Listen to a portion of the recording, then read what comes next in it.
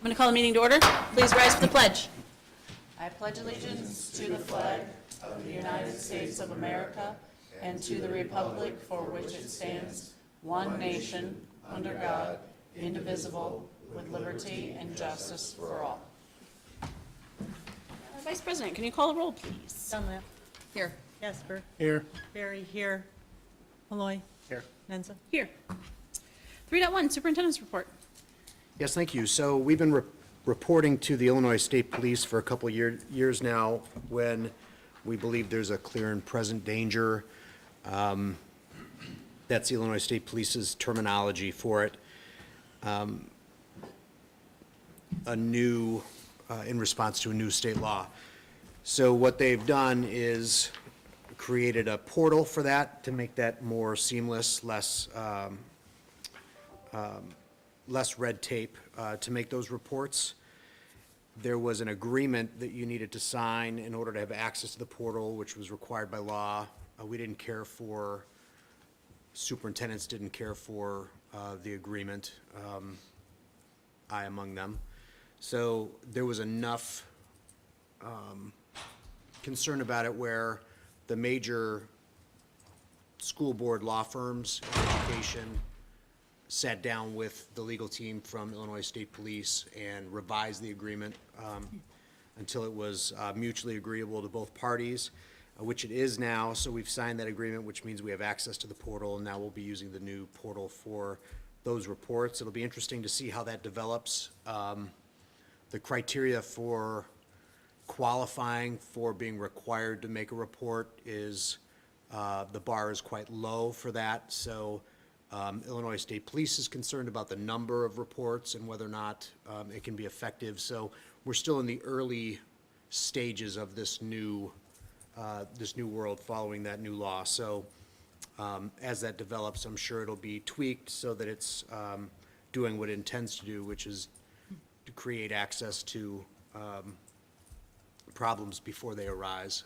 and get the information in the hands of the state police as quickly as possible. So we're moving forward with that, and as that changes, I'll let you know. But so far, we're just glad that now we've got a reasonable agreement with the Illinois State Police that seems to please lawyers on both sides, and we can start using the portal for those reports. So nothing else to report other than we're a member of the portal, and we're going to begin using that instead of the old way. We have a new soundboard at Central, which is very exciting. Those of you that have attended a keynote in the past, you'll know my excitement because we always seem to have some type of sound snafu. And one of the ingredients to that was a touchy, shorty soundboard, which has since been replaced. The other half of that is going to be getting the right people and enough people trained on its use. A board's only as good as its user. So we're going to be doing that in the coming months, training people from each of the 5 schools on how to use it.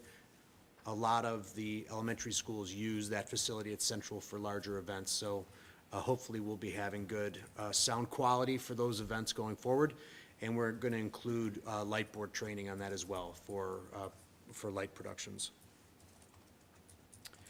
Now I'd like to throw it to Matt, who's going to give you an update on some of the buildings and grounds work that's going to be happening over spring break. Spring break's coming up, so we have a variety of tasks that we're going to be tackling. The custodians will focus on their areas, getting them shiny and as clean as possible after a couple months of use since Christmas break. The grounds department will start early cleanup, weather permitting. We're also going to be working on a project at FIRC.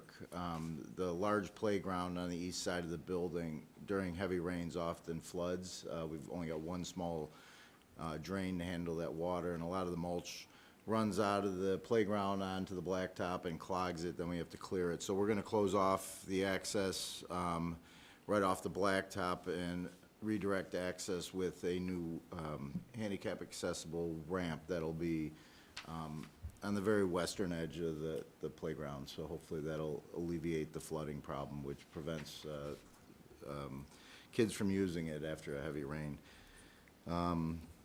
Mike Vall, our HVAC tech, will be doing a lot of preventive maintenance on all of our HVAC equipment, filter changes, new belts.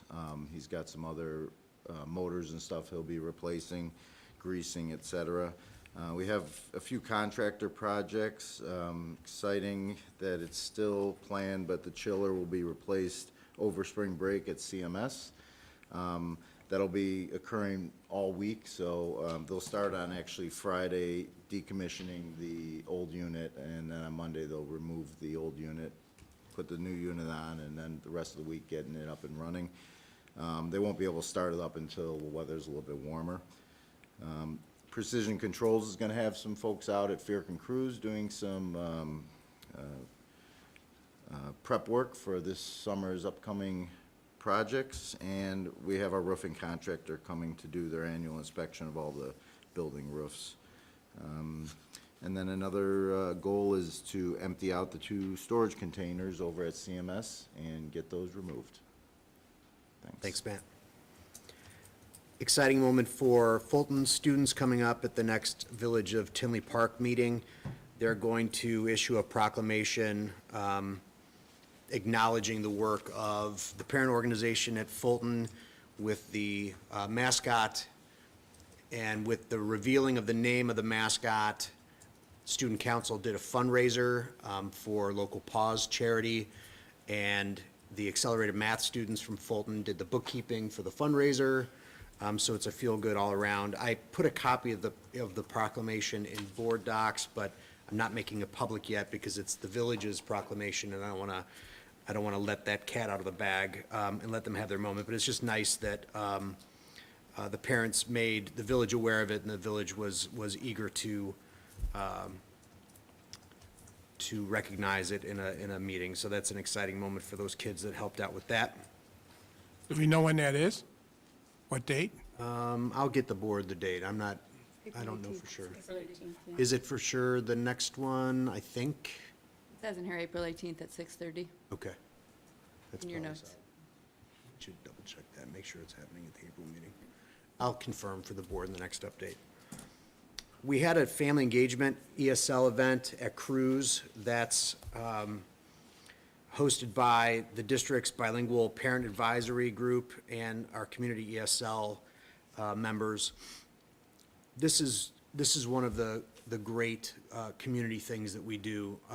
If you haven't gotten a taste of either the work of our bilingual advisory committee or parent ed in English language, they're 2 really just special things that we do. We're now partnering with Governor State for parent education in English. We used to host our own. Now it's a bit more formalized, and also, I thought our program was outstanding, but Governor's has a program for this. So it's an opportunity for those parents to not only commingle with each other and learn the language of English, but also with people with like language from other communities, now that we're doing it with Governor State, which kind of broadens their connections in South Cook County, which is outstanding. So they had the event, and we were able to describe our services and our programs to parents, make them aware of how their child may or may not qualify and what's available to them in District 146.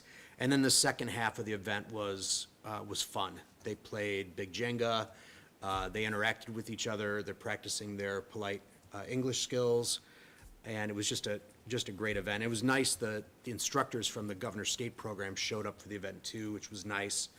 And this is all, Brooke Dundas is doing an outstanding job with those adult ed classes, as well as our bilingual events and our ESL events. So just a really nice event, and I just want to tip my cap to Brooke for the hard work she's doing in that area.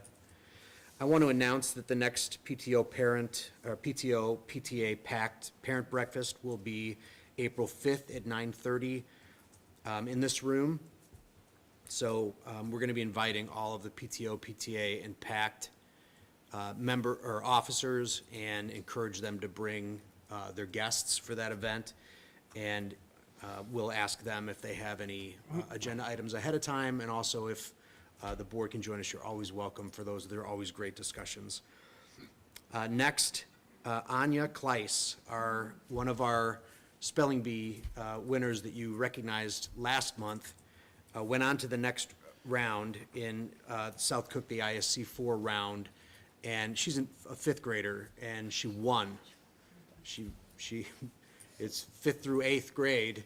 She's in 5th grade, and she won the whole thing. So she's going on to the next step, which is at Triton in River Grove. I don't know if that's sectionals or what, but I think she's going to take over the spelling world and then wear that crown for a good long time. So congratulations to Anya, and we'll bring her back once we see how far she gets.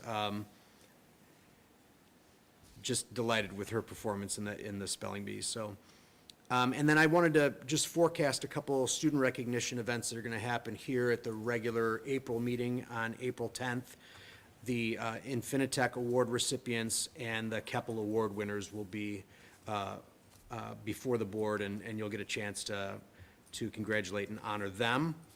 And then we've got 3 congratulations this month, which is great. Haley Plaskowitz and her family on the birth of their son, Cole Jeffrey. Jay Money and I agree that it's an outstanding middle name. They even spelled it properly, which we appreciate. Cole's 7 pounds, 8 ounces, 22 inches long. Haley's an LBS at FIRC, so congratulations to her. Lizzie Strom and her family welcomed daughter Lillian. Lillian was born March 2nd. Lizzie's an LBS at Memorial. Congratulations to her. And congratulations to Cassie Kopach and family as they welcome baby Cash. Cash weighed 7 pounds, 4 ounces, measured 20.5 inches long, has a great, powerful first name, will never need a nickname in his life. Mom and baby are doing great. And Cassie's ESL teacher at FIRC and Fulton, so congratulations to her as well. And that's all I have for the superintendent's report. Thank you. 4.1, 5-year financial forecast. Yes, so I have a presentation that's going to be up on the screen. We need to go out here.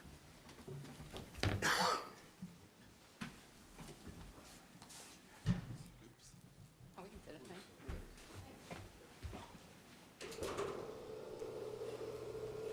Does it stop automatically? Yeah.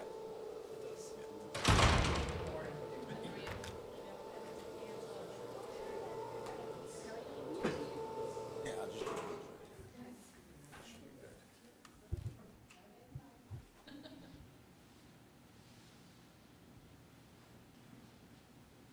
Future is dark. Oh, there we go.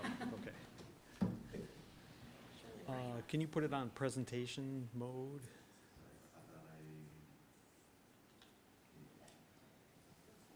All right.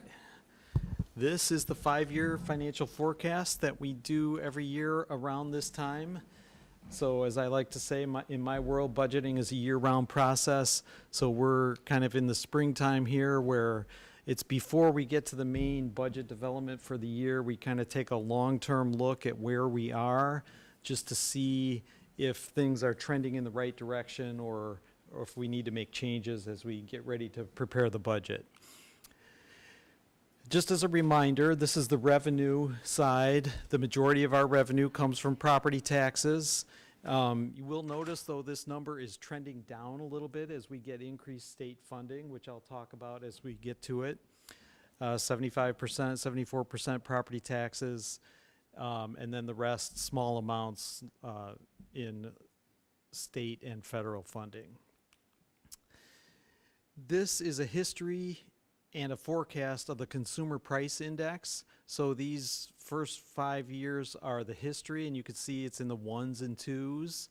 And then now we are, this 5% number is known. That'll be our next CPI for property taxes.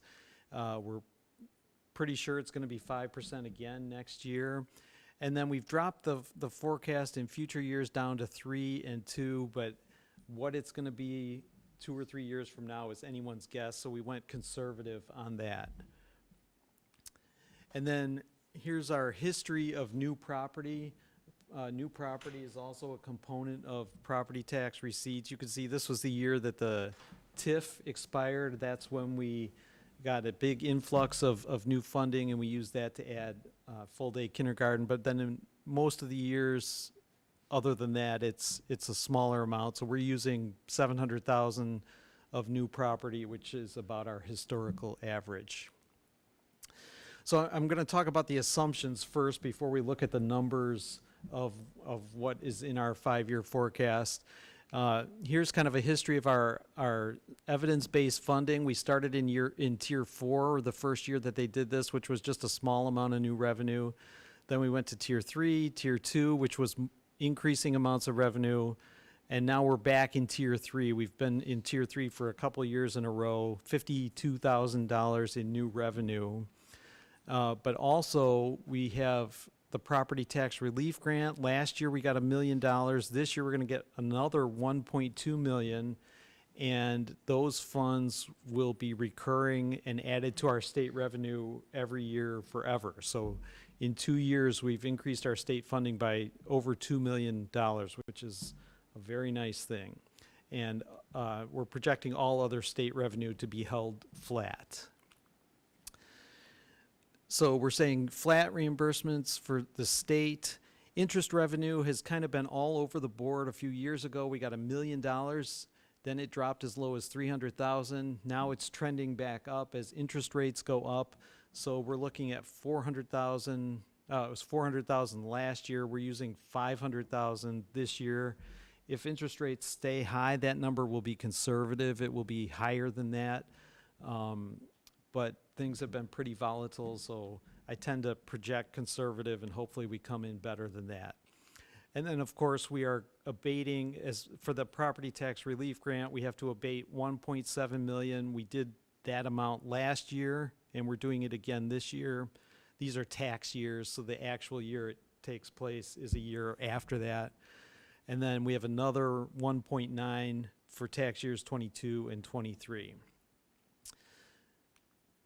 So here's our expenses. These numbers are pretty stable over time. Salaries and benefits are about 2/3 of our total expenditures, and then the rest, 5 to 10% in each of these other categories. The other objects is just our bond payments.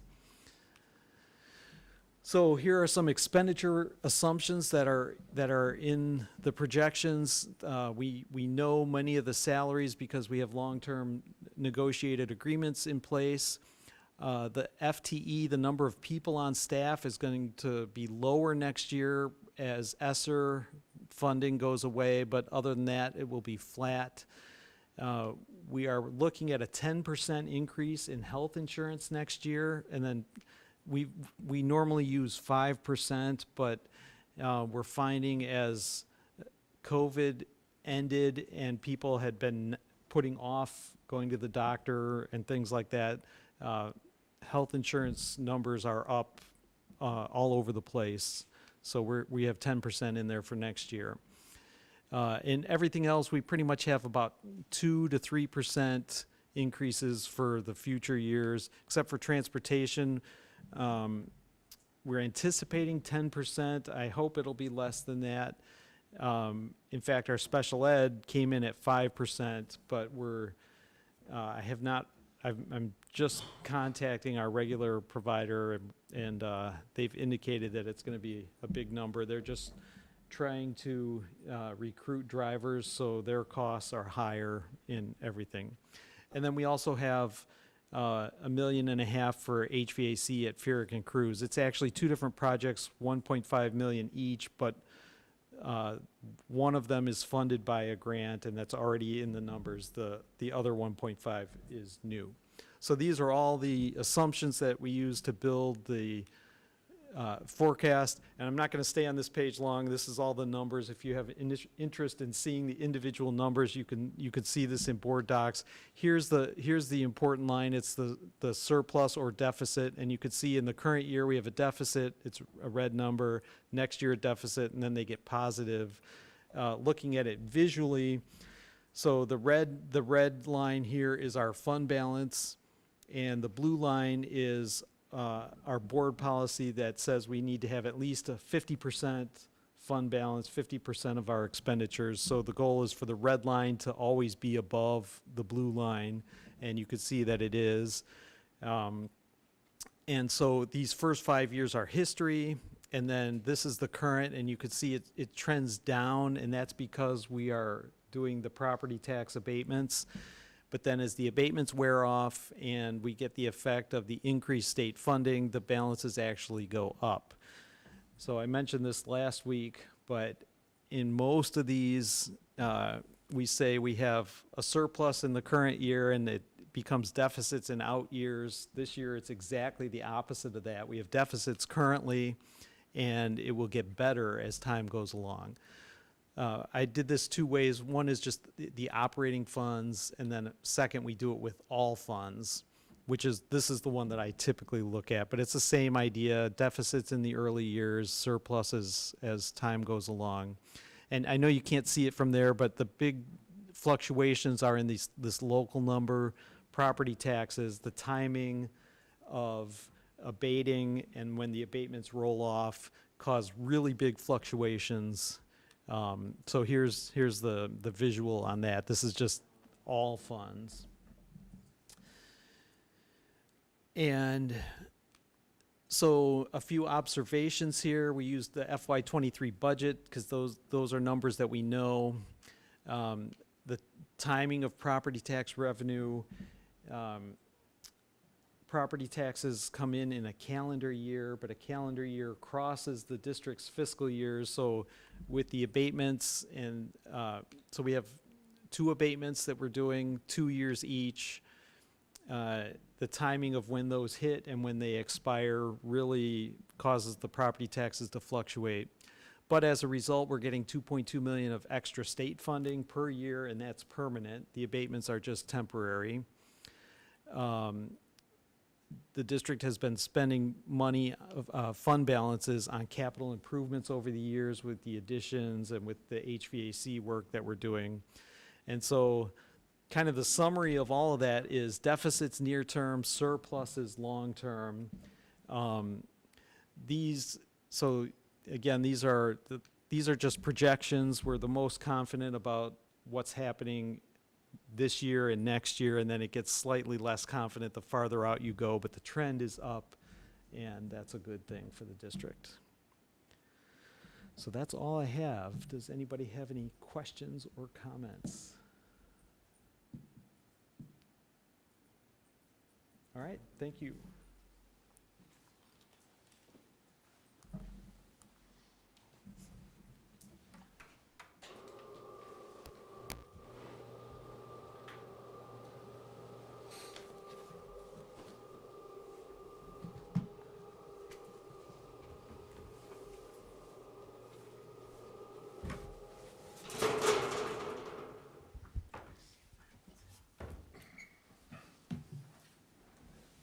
Thank you. 5.1, citizens may address the board at this time. If we have citizens to address, please come to the podium. You need to state your name, and then you'll have 3 minutes to address the board. Do I have any citizens that wish to address the board? My name's Kevin Clancy. I just have 2 things I wanted to say. What protocols, if any, are in place in the event if an active shooter appears to the children who are outside the school during recess, or in the event if a person tries to abduct a student outside of the school during recess? And the second question was, is it possible to have a police officer on the school premises during the part of the day where the students are there? That's all I have to say. Thank you very much. Additional public comment? Hearing none. 6.1, union reports. Okay. Thanks, Karen. Okay. Can I have a motion for the consent agenda, please? I move that we approve items 7.1, approval of minutes, 7.2, approval of closed session minutes, 7.3, approval of the destruction of closed session tapes, 7.4, approval of financial items, and 7.5, approval of personnel items. Is there a second? Second. Is there any discussion? Secretary, call the roll. Malloy, Yes. Dunlap, Yes. Casper? Yes. Lloyd, yes. Barry? Yes. Nenza? Yes. 7.6, approval of the fiscal year 24 school calendar. Yes, you got a first read of this calendar in information last month. I don't believe there've been any changes to the calendar since then, Wendy, no? So we're looking forward to making this recommendation to you to approve that fiscal year 24 school calendar for next year. Is there a motion? I move that the Board of Education approve the school calendar for the 2023-2024 school year as presented. Is there a second? Second. Any discussion?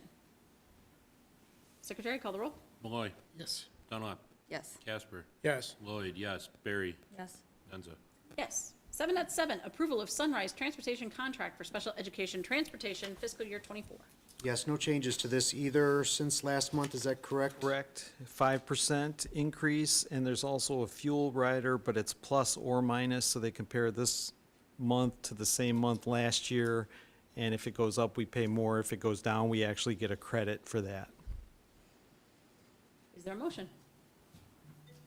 I move that the Board of Education approve the contract for the special education transportation with Sunrise Transportation Company for FY '24 as presented. Is there a second? Second. Discussion. Secretary, call the roll. Malloy? Yes. Dunlap? Yes. Casper? Yes. Lloyd, yes. Barry? Yes. Nenza? Yes. 7.8, approval of resolution authorizing the abatement of a portion of the taxes heretofore levied by Community Consolidated School District Number 146, Cook County, Illinois, in connection with the receipt of a property tax relief grant, fiscal year 22 property tax relief grant. Yes, this is the second abatement of round one of the property tax relief grant.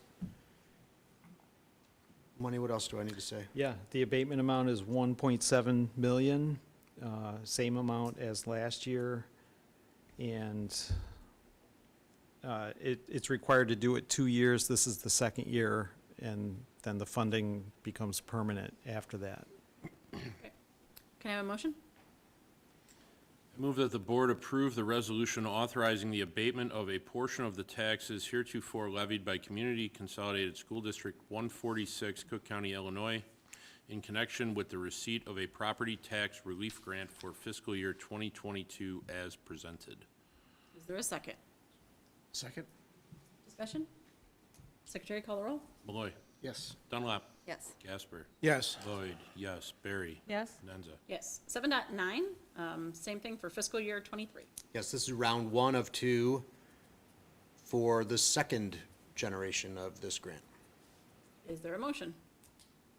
I move that the board approve the resolution authorizing the abatement of a portion of the taxes heretofore levied by Community Consolidated School District 146, Cook County, Illinois, in connection with the receipt of a property tax relief grant for fiscal year 2023 as presented. Is there a second? I'll second. Discussion. Secretary, call the roll. Malloy? Yes. Dunlap? Yes. Casper? Yes. Lloyd, yes. Barry? Yes. Nenza? Yes. 7.10, approval of resolution for honorable dismissal of certified teaching staff. Yes, appreciate the board's willingness to allow us to soften the landing on intervention for life post-ESSER. So you'll notice that there are 3 reductions in force as opposed to 6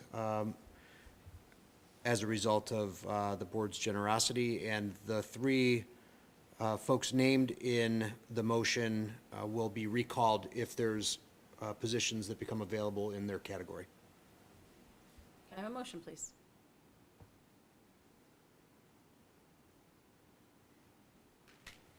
I move that the Board of Education approve the resolution for the honorable dismissal of certified teaching staff Jill Copera, Anna Michuta, and Melissa Santangelo as presented. Is there a second? Second. Discussion. Secretary, call the roll. Malloy. Yes. Dunlap. Yes. Casper. Yes. Lloyd, yes. Barry. Yes. Nenza. Yes. 8.1, can I have a motion to go into closed session? I move we go into closed session for a personnel matter. Is there a second? Second. All in favor, say aye. Aye. We're moving to closed session. There will be no action following closed. Thank you, everyone.